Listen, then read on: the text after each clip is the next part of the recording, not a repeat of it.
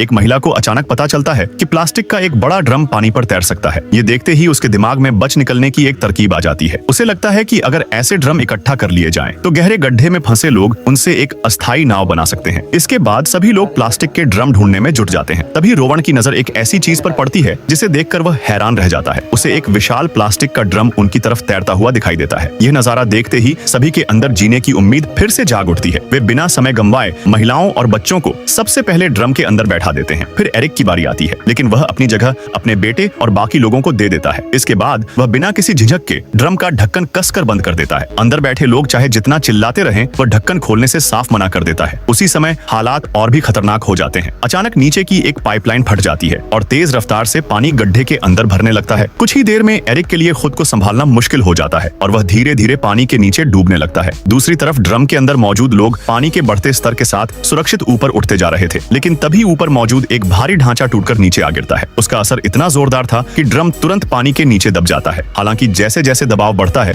Drum फिर से ऊपर उठने लगता है। सभी लोग राहत की सांस लेने ही वाले थे कि उन्हें एक नई मुसीबत का पता चलता है। ड्रम कई तारों में उलझ चुका था। अब बाहर निकलने का कोई रास्ता दिखाई नहीं दे रहा था। ऐसे में अंदर मौजूद लोग पूरी ताकत से ड्रम की दीवारों पर धक्के मारना शुरू कर देते हैं। हैरानी की बात यह थी कि यह तरीका काम कर जाता है। लगातार टक्करों की वजह से ड्रम आखिरकार तारों से छूट जाता है, लेकिन खतरा अभी टला नहीं था। बहुत तेजी से ऊपर उठते समय एक लोहे की पाइप ड्रम में घुस जाती है और उसी छेद से पानी अंदर भरने लगता है। सभी लोग मिलकर पाइप को हटाने की कोशिश करते हैं, लेकिन लाख कोशिशों के बाद भी वह अपनी जगह से नहीं हिलती। उन्हें लगने लगता है कि अब शायद बचना नामुमकिन है। तभी ऊपर से एक आवाज सुनाई देती है। यह एरिक था, जो किसी तरह वापस तैरकर उनके पास पहुंच गया था। वह पूरी ताकत लगाकर कई जोरदार लातें मारता है और आखिरकार ड्रम को पाइप से छुड़ा देता है, लेकिन छेद अब भी खुला था और पानी लगातार अंदर आ रहा था। इस मुश्किल घड़ी में रोवन अपनी पूरी ताकत लगाकर उस छेद को अपने हाथ से बंद कर देता है। उधर एरिक की ताकत लगभग खत्म हो चुकी थी। वह रोवन का हाथ पकड़ने की कोशिश करता है, लेकिन दोनों के बीच की दूरी कम नहीं हो पाती। सभी को लगने लगता है कि एरिक अब खुद को बचा नहीं पाएगा, लेकिन तभी एक चमत्कार जैसा होता है। ड्रम ऊपर उठते समय एक तार एरिक के पैर में फंस जाती है और उसी के सहारे वह भी ड्रम के साथ तेजी से ऊपर की ओर खींचने लगता है। अब ड्रम पूरी रफ्तार से सतह की तरफ बढ़ रहा था, लेकिन तेज दबाव की वजह से